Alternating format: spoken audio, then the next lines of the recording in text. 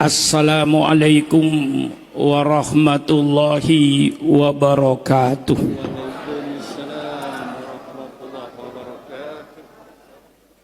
Alhamdulillahi rabbil alamin.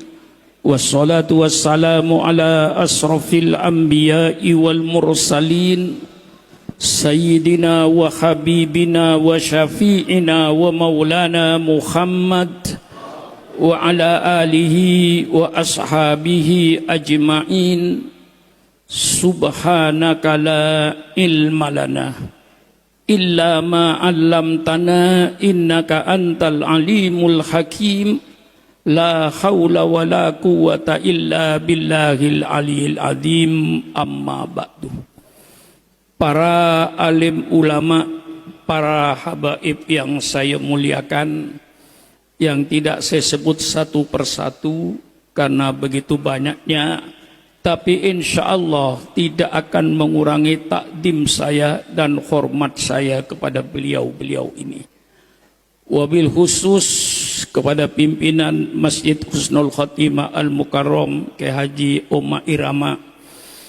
Terlebih dahulu saya sampaikan ucapan terima kasih atas segala perjuangannya di dalam menghidupkan agama yang kita cintai di negara kesatuan Republik Indonesia ini. Juga saya tidak lupa pula atas segala pengorbanannya. Sekali lagi saya titik beratkan pengorbanan. Karena pengorbanan inilah yang akan membawa kita keberhasilan. Negara Republik Indonesia ini berdiri bukan hadiah dari Belanda. Negara Republik Indonesia berdiri bukan hadiah dari Jepang. NKRI didirikan di atas aliran darah bangsa Indonesia. NKRI didirikan di atas cucuran air mata seluruh rakyat Indonesia. Dan alhamdulillah, insya Allah, saham yang terbesar dalam mendirikan NKRI ini adalah umat Islam. Kalau ada orang yang bertanya sejauh mana kontribusi umat Islam terhadap NKRI, selalu saya jawab, tolong pemerintah adakan sensus kuburan. Selalu saya katakan, sensus kuburan maksudnya Taman Pahlawan. Di seluruh kabupaten di Indonesia pasti ada Taman Pahlawannya. Disitulah pemerintah adakan sensus. Semua Taman Pahlawan disensus. Nama siapa, agama apa, siapa nama apa, siapa nama, agama apa, nama siapa, agama apa. Saya yakin 99%, barangkali 0,9% darahnya umat Islam untuk NKRI ini.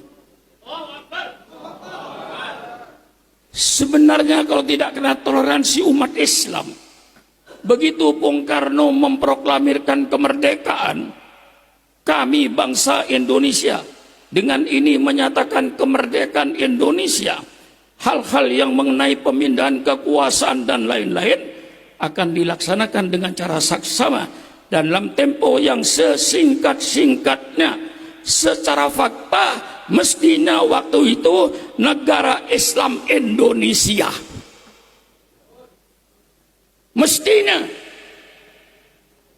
Tapi karena kita toleransi, bahwa yang berjuang di Indonesia tidak 100% umat Islam, umat lain juga ikut berdiri, dari umat gereja, dari umat Hindu, umat Buddha. Karena mereka juga ikut berjuang. Maka walaupun secara fakta waktu itu mestinya Indonesia ini otomatis negara Islam. 90% penduduknya Islam. Tapi para tokoh kita, ulama kita, lapang dada. Toleransi terbesar kita menerima negara kesatuan Republik, negara kebangsaan. Bukan bukan negara agama. Tapi sadarilah pemerintah, Indonesia bukan negara agama, tapi kebetulan rakyat Indonesia 90% beragama Islam. Ini pemerintah harus menyadari. Dan kitalah yang paling banyak andilnya. Maka kita bangunlah negara ini dengan penuh perasaan, dengan Bhinneka Tunggal Ika. Walaupun kita bermacam-macam agama, bermacam-macam suku, tapi kita mari satu bangsa Indonesia kita bina. Rasulullah ketika di Madinah menghadapi masyarakat yang pluralistik, ada agama Yahudi, ada agama Kristen, ada agama penyembah berhala. Rasulullah bisa menjadikan suatu bangsa Madinah dengan yang disebut Piagam Madinah. Piagam Madinah merupakan satu pelajaran kepada bangsa Indonesia. Bagaimana cara mempersatukan masyarakat yang pluralistik ini. Alhamdulillah. Maka kita jaga kesatuan dan persatuan bangsa ini.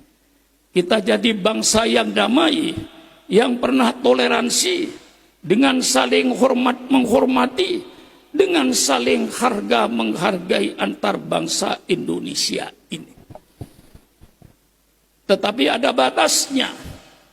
Kita saling hormat menghormati, kita saling harga menghargai antar umat beragama, bukan berarti membenarkan semua agama. Membenarkan semua agama tentunya murtad. Ini yang harus kita pegang prinsip-prinsipnya itu. Toleransi antar umat agama, saling hormat menghormati, saling harga menghargai antar umat beragama. Lakum dinukum waliyadin.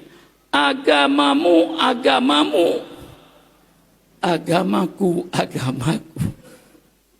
Ini namanya toleransi. Masih banyak lagi ayat-ayat toleransi. Maka wujudkan Bhinneka Tunggal Ika ini sebagai satu bangsa. Jangan membuat pecah belah, khususnya dalam tubuhnya umat Islam. Kita tahu setelah selesainya perang salib yang 200 tahun berjalan, akhirnya umat Islam mendapat kemenangan. Bangsa Eropa mengumpulkan semua kekuatannya, seluruh Eropa, untuk menghadapi tentara Islam. Akhirnya mereka dipukul mundur, hancur. Sehingga mereka merubah taktik dan politiknya di dalam menghadapi Islam. Islam itu jangan dihadapi semata-mata dengan kekuatan senjata. Karena di dalam Islam itu ada ajaran orang yang mati di medan perang karena membela agama, bukan mati di medan perang membela politik. Mati di medan perang karena bela agama. Itu tempatnya di surga. Itu yang dicari-cari oleh umat Islam. Sehingga para sahabat-sahabat Rasulullah, kalau mati di atas tempat tidur, dia komplain. Ya Rasulullah, mengapa saya tidak mati di perang Badar? Mengapa saya tidak mati di perang Uhud? Mengapa saya tidak mati di perang Khandaq? Mengapa saya tidak mati di perang Tabuk? Mengapa saya menghembuskan napas dengan cuma-cuma di atas tempat tidur? Itu mereka komplain. Itu jiwa yang ini orang barat tahu ini. Ketika menghadapi umat Islam dalam perang salib itu, mereka mengetahui, sehingga mereka merubah taktiknya. Sekarang kita menghadapi umat Islam tidak semata-mata dengan kekuatan senjata, robah politiknya. Akhirnya mereka berbondong-bondong dari Eropa memasuki Timur Tengah untuk mempelajari Islam. Itulah yang namanya dalam bahasa Arabnya al-mustasyrikun, dalam bahasa Latinnya orang-orang orientalis. Mereka berbondong-bondong ke Timur Tengah mempelajari bahasa Arab, mempelajari Al-Quran, tapi tujuan mereka bukan untuk memperkuat Islam, tapi untuk mencari celah-celah di mana Islam ini bisa dihancurkan dengan ajarannya. Maka program pertama kaum Zionis adalah warsus sukuk fi qulubil mu'minin. Tanamkan kebingungan, tanamkan keraguan-raguan umat Islam terhadap ajaran Islam. Ini konsep pertama kaum Zionis. Tidak hanya semata-mata dengan senjata. Ini kita harus tahu strategi mereka itu apa. Warsus sukuk fi qulubil mu'minin. Tanamkan kekacauan di dalam otaknya umat Islam. Tanamkan kebingungan, tanamkan keraguan-raguan terhadap ajaran Islam. Mereka mempelajari Islam untuk mencari celah-celah menghancurkan Islam. Yang kedua, program mereka itu at-tafriq bainal muslimin. Bikin pecah belah di antara umat Islam ini. Ini program mereka. Kita harus tahu, ulama harus tahu dan harus mengerti, supaya kita tidak bikin pecah belah ini. Jadi kalau ada perselisihan di dalam Islam, pasti mereka kaum Zionis itu masuk pada kedua kelompok yang berbeda paham. Masuk ke satunya, dia memanas-manasi lawan itu. Masuk ke kelompok satunya itu tidak benar, lawan itu. Itulah pekerjaan kaum Zionis yang memecah belah umat Islam ini. Datang ke NU, pura-pura NU 100%, supaya memusuhi Muhammadiyah. Datang ke Muhammadiyah, jadi Muhammadiyah 100%, untuk memusuhi Nahdlatul Ulama. Ini pekerjaan mereka, memecah belah umat Islam ini. Ini kita harus mengetahui taktik dan politik yang sekarang mereka berikan ini. Warsus sukuk, tanamkan kekacauan. Pernah dulu zamannya Menteri Agama Bapak Munawir, Allahumma fir lahu,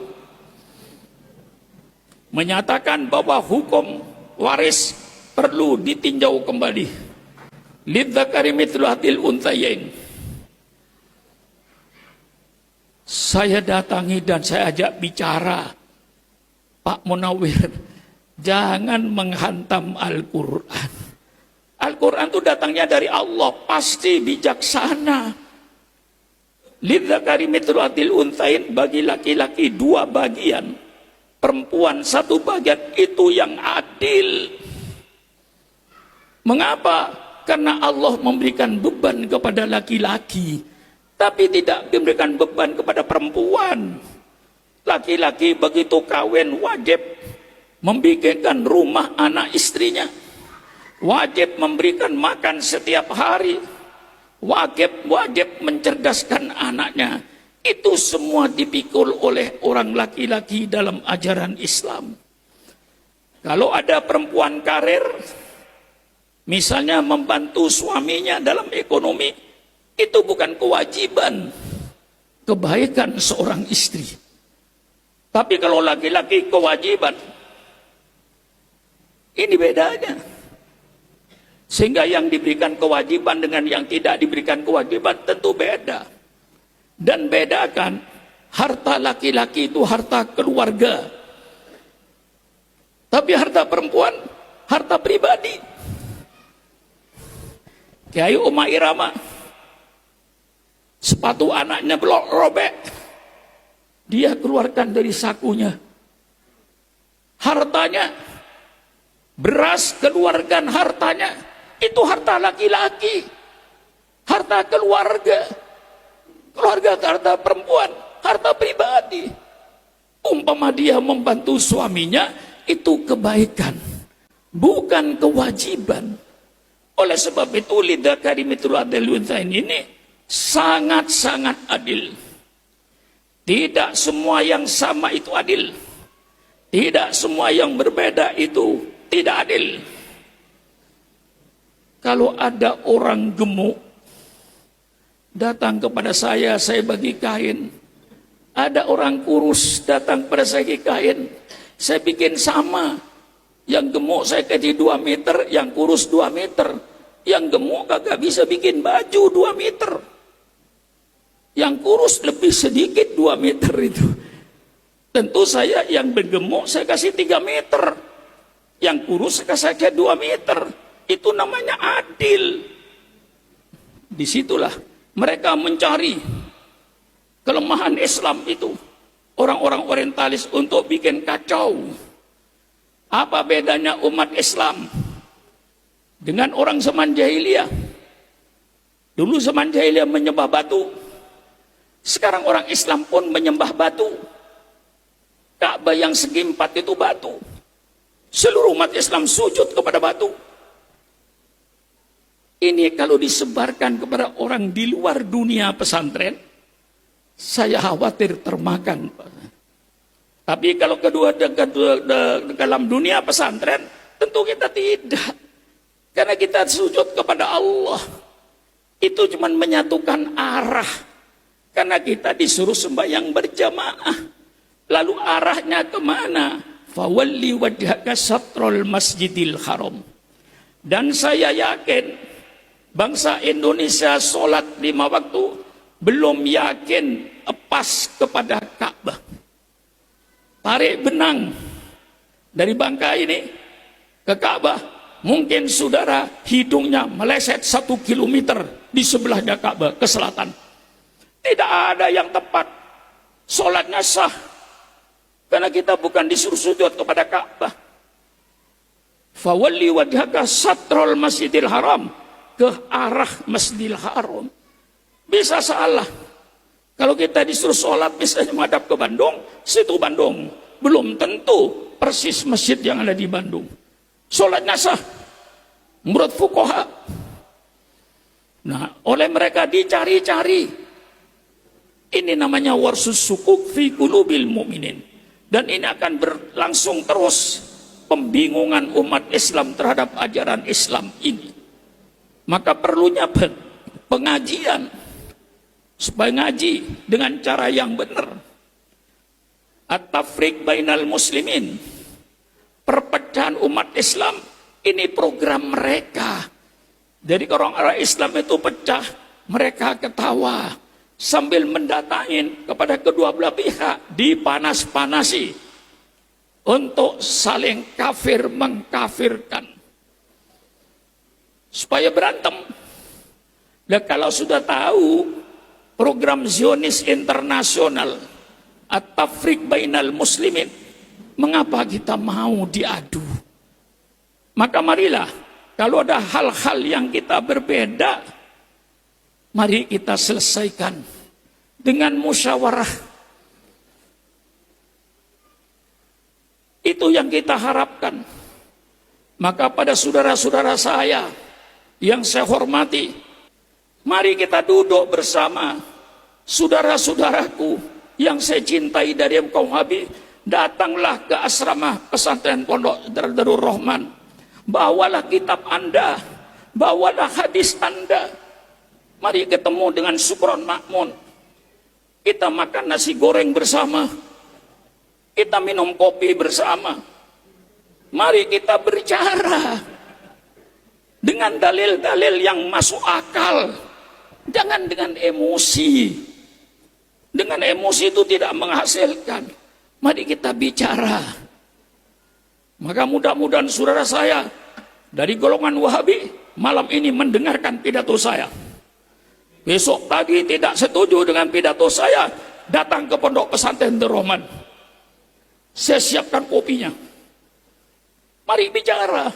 Jangan mengaku benarnya sendiri. Kita yang sering bicarakan bid'ah. Mari kita bicarakan. Kata-kata bid'ah itu di Quran ada.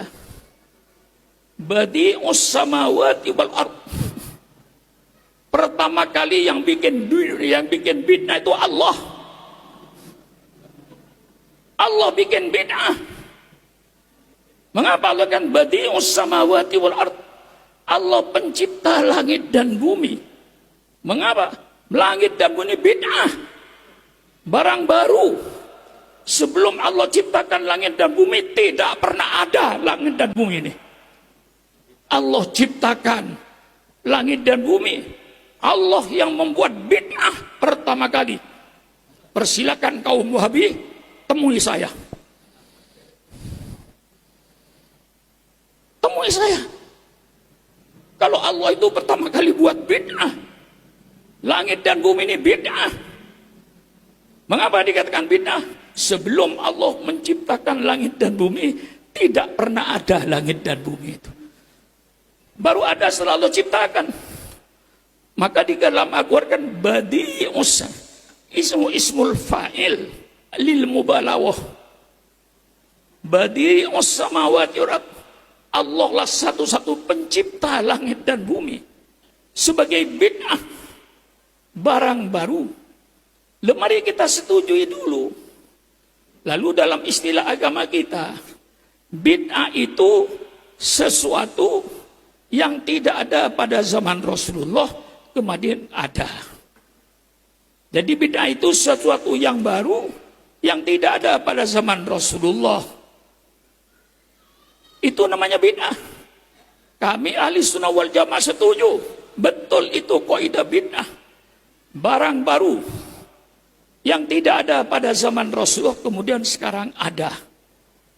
Pertanyaannya, pakai logika yang sehat, apakah segala barang yang baru pasti jeleknya? Tolong, Kiai Umar jawab. Apakah semua barang baru yang tidak ada zaman Rasulullah sekarang ada? Apa pasti jeleknya? Otak sehat berkata, mungkin bid'ah itu jelek dan mungkin bid'ah itu baik. Tidak terlepas itu. Tidak ada sesuatu di dunia yang tidak ada sifatnya. Kalau dikatakan kayak Umar Irama kurus, mustahil gemuk. Kalau dikatakan ke Umar Irama duduk, mustahil berdiri. Tidak ada satu benda pada waktu yang sama mempunyai dua sifat yang bertentangan. Tidak masuk akal. Mari kita bicara. Mudah-mudahan saudara saya yang saya hormati kaum Wahabi mendengarkan pidato saya ini. Supaya tidak berkuar-kuar bid'ah. Lalu kita kaji hadisnya. Untuk memahami Al-Quran itu saudara, memahami hadis tidak gampang. Bukan hanya karena pandai bahasa Arab, terus memahami Quran dan hadis, konyol. Saya sekali lagi menghimbau dengan silaturahmi halal bihalal pada malam ini. Mari kita eratkan persaudaraan kita, baik yang berbeda paham dengan kita.